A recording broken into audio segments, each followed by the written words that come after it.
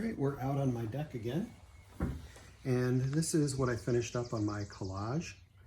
So I did some ripping, put in the images. I could certainly use a Sharpie marker or paint or whatever to kind of mark it up if I wanted to say some specific things about the images that I shared with you yesterday. But that's considered a one-week lesson. So I'm going to move on to the next one, which I call a pocket project. So I've set up another page with the foil going all the way around. Got my little clip there to kind of keep things in order so it's easy to see. But to make a section, I could have easily have sewn the book together as well, or glued pages together, as I've said before. So what I've done is I've used the tape over this edge, and then I started sewing on the back, getting ready for my next section. So if you have some yarn or string or something, you can just go through and loop the string through. And what I did was actually just rub a little glue into the tip of my yarn, so that makes it so it's easier to kind of thread through the pages of your book. Just go loop around, nothing really fancy. You could do a different kind of a loop if you wanted to, make it look more like it was sewn if you want to. But I'm going to try and show a different technique as often as I can, so you get an idea of the different kinds of variety that you might be able to achieve. So once I get this one through, then I'll tie it off and we're good to go. So that's going to actually be the next section. It's not going to be today's section, but I'm kind of thinking ahead and what I might do. Now, because this is paper, I have to be kind of careful when I tie it off, not to pull too tight, and then I can take the two ends. The way I like to tie it off is I take one loop and pretend it's like one string. You can even twist it around if you want to, and then tie it around the other string, and that'll make a knot that won't come out. You could tie it in a bow if you want to or whatever. I'm just not worried about it now because that's not going to be the section I'm dealing with. So today I'm working on this section. So this section is what I call the pocket, and these are some different ideas you can use for the pocket. So it could be predictions for the future of this pandemic could go into the pocket. A prayer if you're a religious person and that's something that appeals to you. A letter to a loved one, past or present. So you could write a letter to somebody that you cherish who is alive, or even someone who is not alive. Letter to yourself for when this is all over. So it's almost like a time capsule that you would open up later and read about what this was like. A diary for the first 2 weeks of this crisis. So thinking about what you've been through, what changes have happened, to just kind of create a diary entry for the first 2 weeks, because when it's all over, then you can look back and think of where you started and where you are now.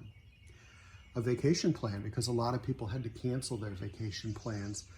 We had a trip set for Hawaii and then another one for Asia, and that all got closed off. So I could certainly plan for a vacation and put those plans into an envelope. Or you could come up with something that's not even on this list that could be put away for a later time, or create a combination. I actually created a combination that was a letter to a loved one and kind of like a prayer sort of thing. So I don't want to get into the religious sense of this, because there are certainly people who are not religious or have, different religions they base on. So this is going to be a secular approach to it. So what I decided to do was I actually buy holiday cards for people ahead of time. So when I find a really cool card and I know, well, I can share this with somebody later, then I go ahead and buy it. So I actually bought a card for my father, but he passed away before we were able to get to his birthday. So I've had this saved. I didn't know what I was going to use it for, and it turns out this is perfect for it. So I've had this for like 5 years, and now I'm going to use it in my project. So he loved the movies. He loved popcorn. That was his big thing. And then there's a little card. So I'm actually going to remove the back part of it because it's not necessary for what I'm doing. And this is going to be just glued right here. So I put the tape all the way around to kind of create a frame, and I knew this would fit on there, so I could go ahead and glue that in and it won't obstruct anything. So this kind of identifies that this section is dedicated to my father. And then the envelope that the card came in, I'm just going to go ahead and glue this here. And I wrote a letter to my father, just remembering the things, talking about how I miss him, and, you know, kind of, I hope, you know, wherever he is, he's kind of looking out for us, and sort of my feeling, I hope what happens at the end of this. So I have my hopes for, you know, when this whole pandemic is over. So this will all go into the envelope, and it's not really for anybody else to share.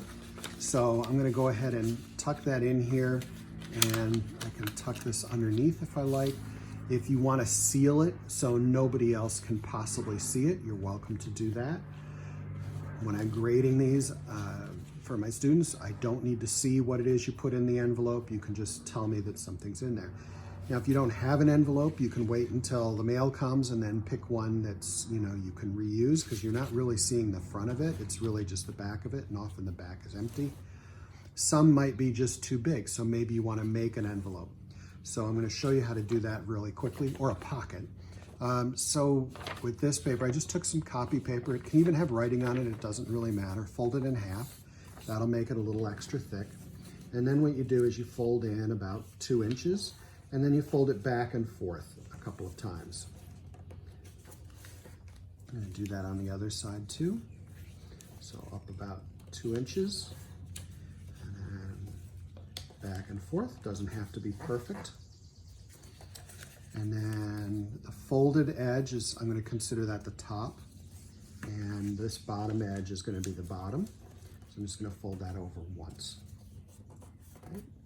Then this could be glued into the book, so you could put glue here and along here, and then this can go into your book, and then it becomes an open pocket where you can put things in. If you have an old shirt, you can cut the pocket off of it and put it in there. It's got one of those pockets that has a little lap over it. That can be kind of cute.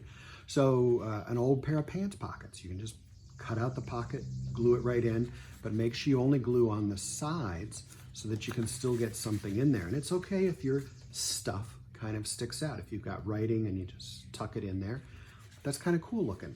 So consider if you need it to be private, or if it's okay for people to pull it out, then you can have an open pocket idea like this. So mine is going to be private, and that'll get glued in here.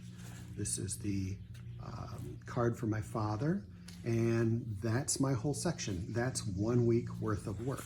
And then later on, years from now, I can look back on this and remember what the early days of this whole crisis were about. So I'll leave this in the description below the video so you can have some more information available to you if you need it. If you want to print out this list, go ahead and subscribe. Click the bell so that you get notifications when I put up a new video.